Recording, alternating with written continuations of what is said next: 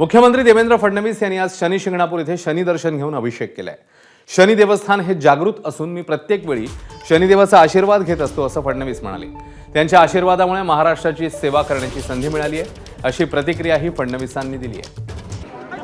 तर मुख्यमंत्र्यांनी शनिदेवतेचं दर्शन घेतलं, त्याचवेळी साई चरणी देखील त्यांनी जाऊन प्रार्थना केली आहे, आशीर्वाद घेतले। शिंगणापूरला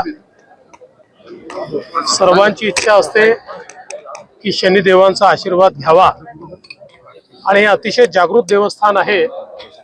मी वर्षानुवर्षे इथे येतोय आणि प्रत्येक वेळी शनिदेवाचा आशीर्वाद घेतो।